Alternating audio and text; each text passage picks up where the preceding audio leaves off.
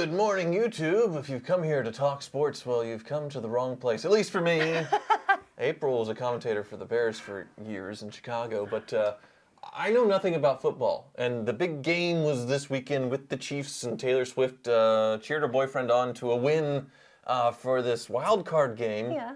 Well, the big game is technically the big one at the end.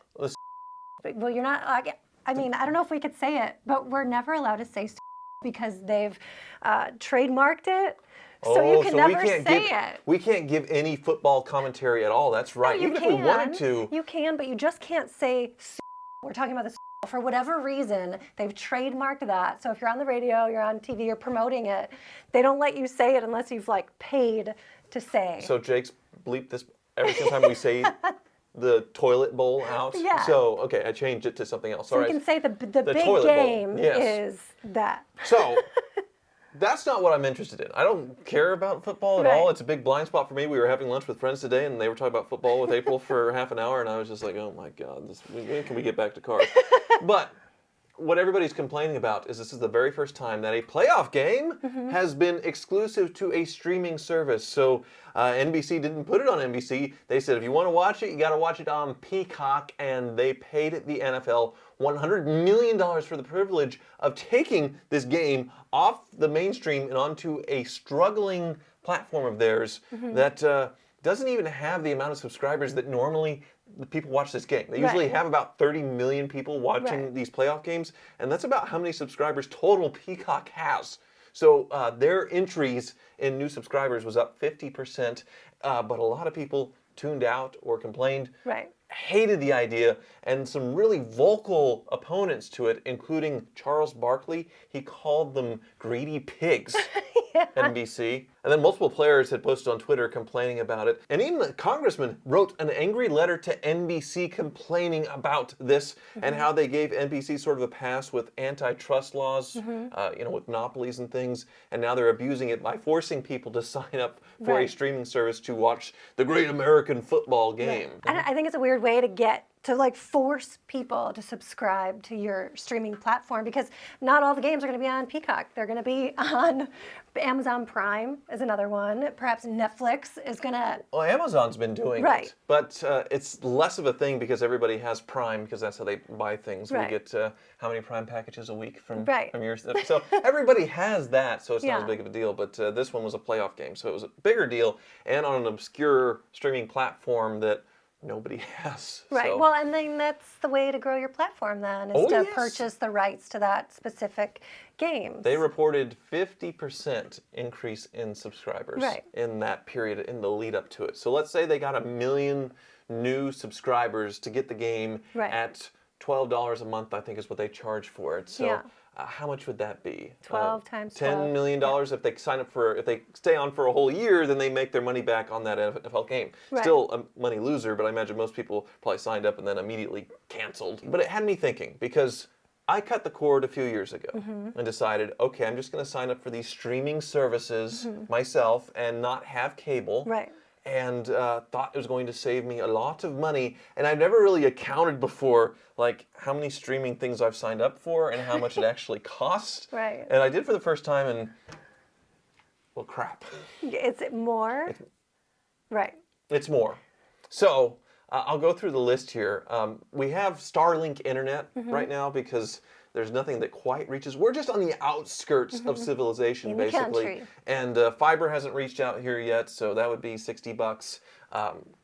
Cable, fiber internet would be probably about the same, but we pay $120 for Starlink. So I guess that doesn't really count, but in the old cable bundle that I had with Cox Cable, it had internet, it had 140 channels along with it, and it's advertised now for 2 years straight, $178.99 a month. Okay, so if we went back to the traditional package, it'd be under $200. Correct. Which still seems like a lot. Correct. And the thing that I miss the most about it is just turning on the TV and there's something to immediately watch. It's not like I'm clicking for 30 minutes, just to get to the menu, to get to the thing that I want to watch.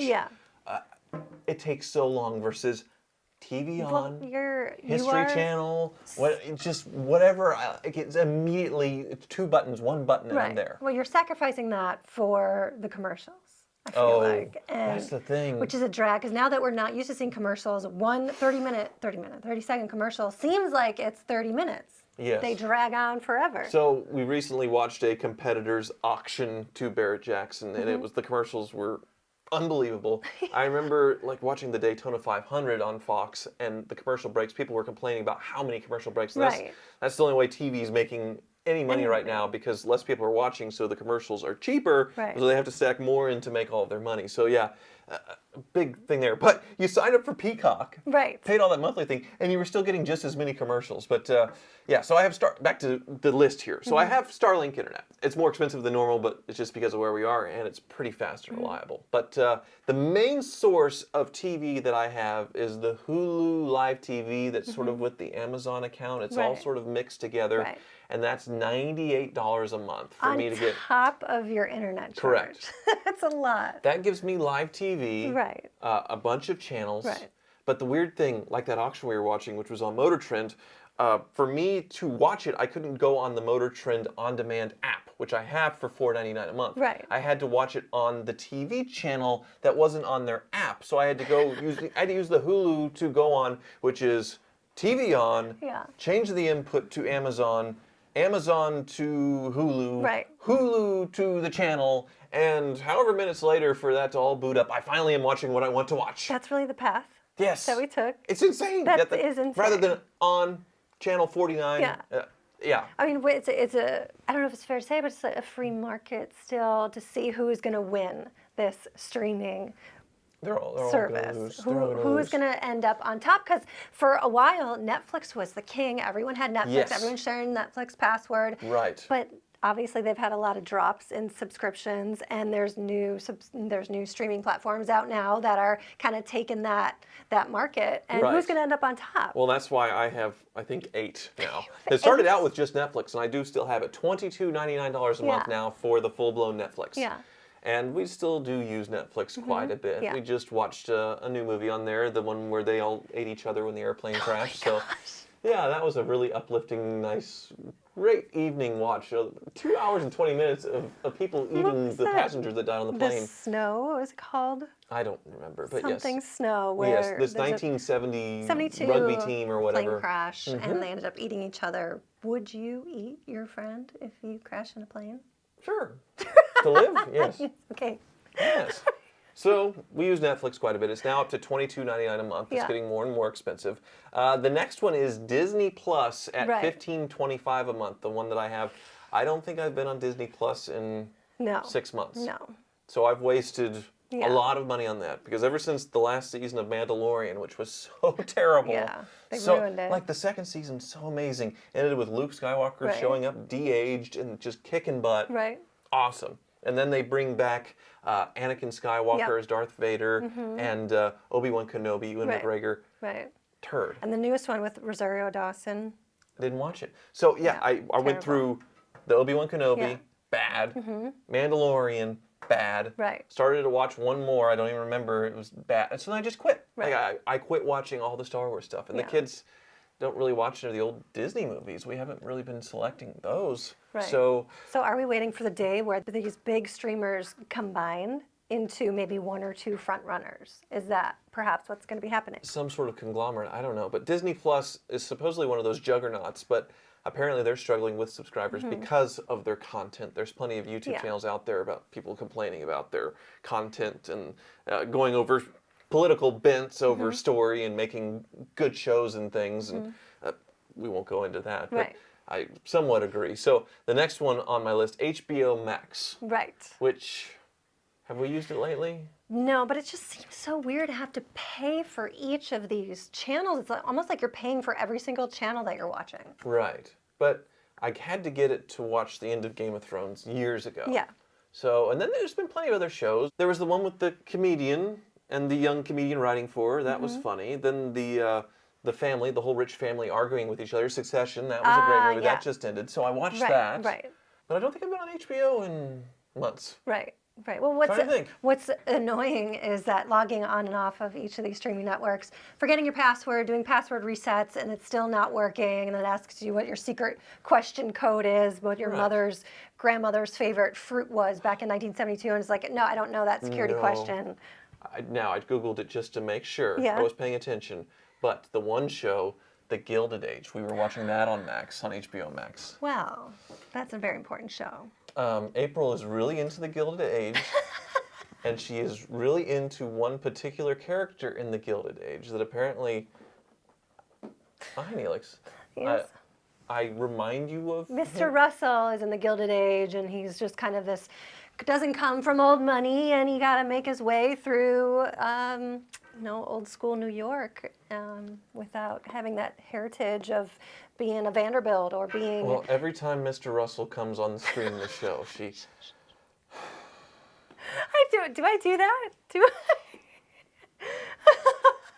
He's got confidence, and he's a go-getter, and he's got to make his way through. No one gave him, he wasn't born with a silver spoon. He had to make his way through on his own. So, HBO Max is important to you So now. we're going to keep that. The most important one to me next on the list, $11.99 a month, HBO Max $15.99 a month. Right. Paramount Plus. Right. Which has all the Star Trek on it. Of course. You've gone through Voyager with it. Yes. Deep Space Nine we're in the middle of now. Yes. We can't give up Paramount No. Plus. So very important there. Yes. But what are these companies going to do? It's like when they have hit shows, and then they only have them for a certain amount of time. I remember one network had Friends just for about 3 years, and then they had to come off that. This was CBS's. So it was called CBS All Access for a bit, and it crashed and burned. So then they had CBS and Paramount combined to Paramount Plus, to where you can actually get movies and some selection and variety, because CBS All Access launched with the new Star Trek as a flagship show, and then bombed. Right.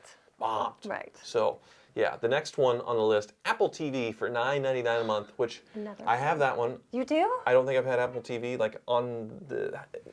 It's been a year. Right. I watched C with the Jason Momoa, where they're all blind and really weird. So these are you can only get them on Apple TV. Correct. You can only get them on the streaming services. I've kept it because there's the new season of The Morning Show with Jennifer Aniston and Reese Witherspoon. It's very funny. Steve Carell was in it as well. Love that show. Right. Want to watch the next season, but I haven't got around to it yet. In the meantime, I'm still paying $9.99 a month. Yes. You could have canceled and then gone back to it, but you just don't pay attention when it's $10, $20 a month, and it just all sort of adds up. The last one I mentioned already, Motor Trend, is only $4.99 a month. It was a great show on there, and it's still on there that you could watch, called Car Issues with Tyler Hoover, but they haven't renewed it for another season. They haven't canceled me though. I said I was canceled, but really they just ghosted me. They haven't said yes or no, so we'll see what happens. We kind of know what's happening. It's possible. Are you going to cancel your subscription if they say no? No, but there's still so much great content in the rebroadcasts of that other auction, but all the original content that they do. For $4.99 a month, there's a lot on there. Right. They used to have the old Top Gear episodes. That's what got me, is being able to watch all the old British Top Gear. Now that's not on there, which I think may have been kind of a mistake. But I'm still hanging with them, and that's the cheapest one. So my grand total, $299.29 a month. So $100 more than my old cable package, which cutting the cord is supposed to save you money. And in my case, it's It hasn't, but there's so many options. There's so much entertainment. Like, do you need all those streaming services? Maybe not. I mean, you need the Gilded Age with, HBO Max, but that's about it. Probably. Yeah, we just finished season 3. It'll be a year or two before season 4, so you have to wait. Sorry about that. Oh, it'll be terrible. Thank you so much for watching, and sorry about all the streaming nonsense. I know that Mahomes cracked his helmet. Everybody's talking about that. I know that from football. That's it. It's shattered. Yes. Yes. Yes. He took a big hit. It was kind of like the Miami Dolphins player who was like, ooh, ooh. They headbutted. Were they playing Miami? Yeah, they were playing the Dolphins. Dan Marino was in it. Laces out, Dan! That's Ace Ventura, I know that.